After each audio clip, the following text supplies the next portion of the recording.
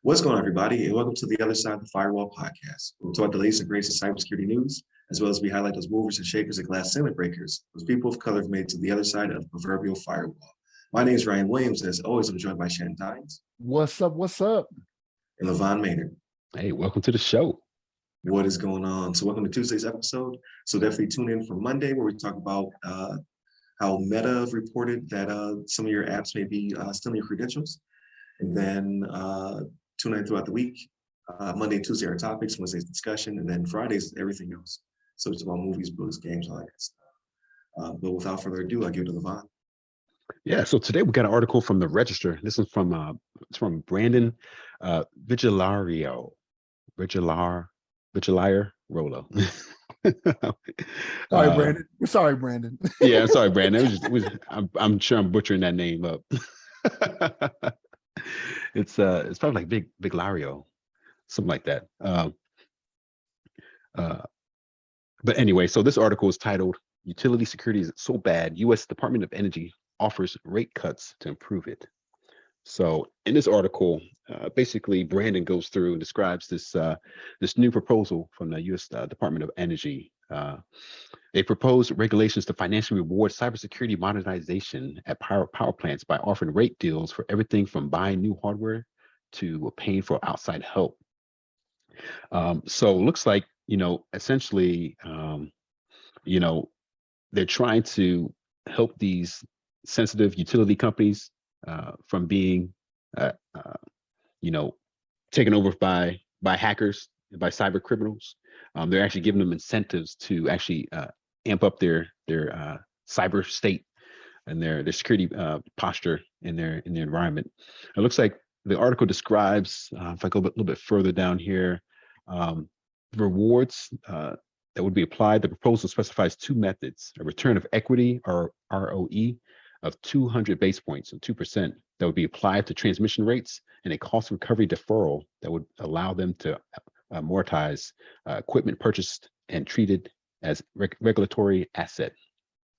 So essentially, they are giving them, options to help strengthen their cybersecurity stance. It doesn't go into details as far as what specifically they can do, as long as it's not something that's already mandated. I think it describes that there's already mandates by the I think it's CRISP, or is it? No, I'm sorry. Yeah, CRISP, the the Critical Infrastructure Protection Reliability Standards. CIPRS, yeah. The other one is the Cybersecurity Risk Information Sharing Protection. Program. Apologize. But the the former, the CIPS, CIPRS, that's essentially they have mandated cybersecurity regulations that they already have in place for these companies. And if they are already using those, or people are trying to adhere to those rules, that they will not be awarded any of these additional benefits. They have to have, I guess, kind of think outside the box a little bit, or think outside of the already required recommendations by these companies, by these organizations. And like I said, doesn't really go into details as far as what's covered, but I know they mentioned some like cybersecurity training, and even maybe some other types of equipment that maybe aren't really thought about in some of these situations. But I think it's good overall. I mean, obviously, these are some of the most sensitive infrastructure, or most sensitive like organizations and systems that we have in place. The power plants. And I can imagine that any nation state actor, or whatever you want to call it, would be focused on these facilities as a point of attack if they were to, engage in some sort of act of war. Like I know, obviously, we're talking about Russia and Ukraine, the stuff that's going on there. I can imagine that they've been heavily focused on protecting their infrastructure and protecting their power plants. We already know that some of their the power plants have been attacked and have been actually shelled and things like that. But those are some of the most sensitive, sensitive things that we have in our country. Can you imagine like your power going out and you're at your house and being down for months, or how you be able to like make do? You won't be able to keep your food cold, and you don't have no refrigerator, you don't have like, you know, your heat if it's cold in the winter or something like that. You know, obviously you won't have a lot of source of communication if your phone systems are, you know, phone systems down, if your the cell phone tower is not available, things like that. It's like you're going to be kind of out of luck. So those are kind of something that they're very focused on protecting, and I'm glad that they're using some sort of program here to help incentivize these facilities. But I guess with that, I'll turn it back over to you, Shannon. What do you think about this one?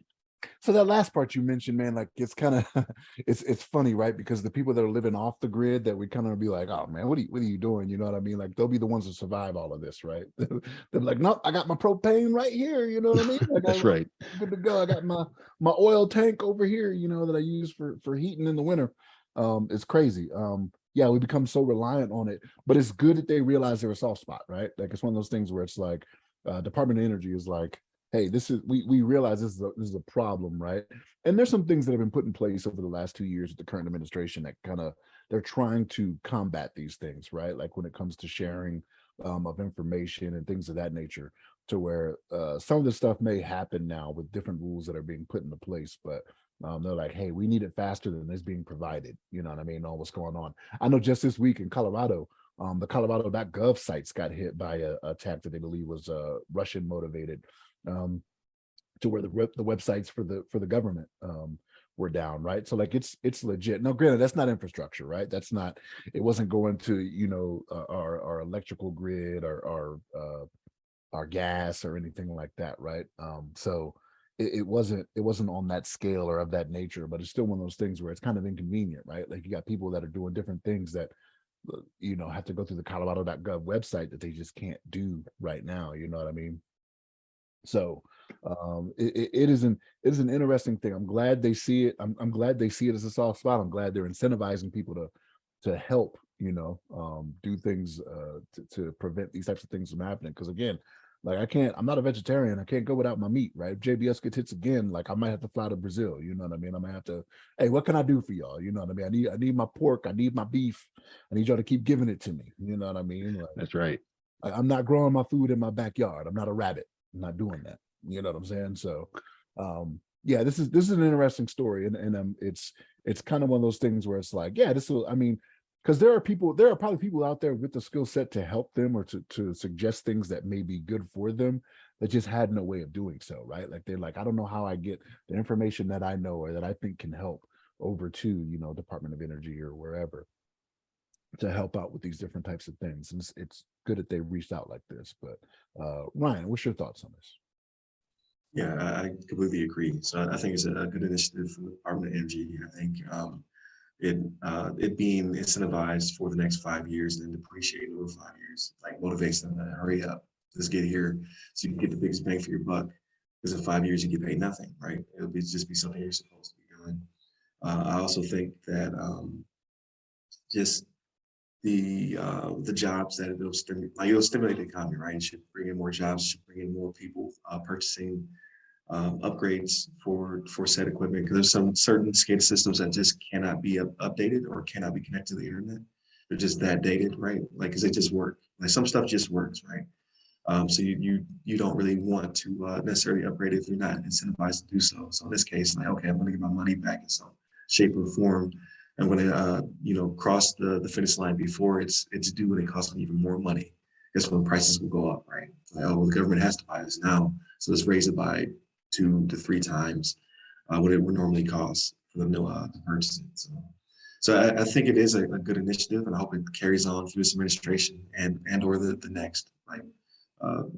Regardless of who's in the seat, we have to make sure we harden all of our critical infrastructure. So I think it is a great initiative, just in general, right? Because like LeVon said, like we're currently seeing Ukraine struggling in some respects, keeping their progress up. Even before the Shannon started, there was DDoS attacks that are being stopped by bigger corporations like Google and Microsoft. Because they just saw distributed denial of service attacks, being blasted before the war even began. So again, great initiative. I hope it keeps up. I hope when we talk about this again, there's even more incentive where they'll say like there was job growth or something like that that came out of it. So definitely good to see. With that being said, I'll bring this episode to a close. Definitely continue to tune in throughout the week. So Monday and Tuesday are topics. So yesterday, if you have not heard it, we talked about Meta reporting on some bad apps out there that were stealing credentials. And then tomorrow we'll talk about the Uber data breach, conviction, and then what kind of effect that may have, I should say, on the industry. Tune in to all of our social medias. They go by our name. You can hit me up personally. I'm at RyRy Security Guy. That's RYRY Security Guy on LinkedIn, Clubhouse, and Twitter. And you, LeVon? Yes, sir. You can hit me up on the Twitters at LeVon Maynard. There it is. Stay safe, stay secure. Thank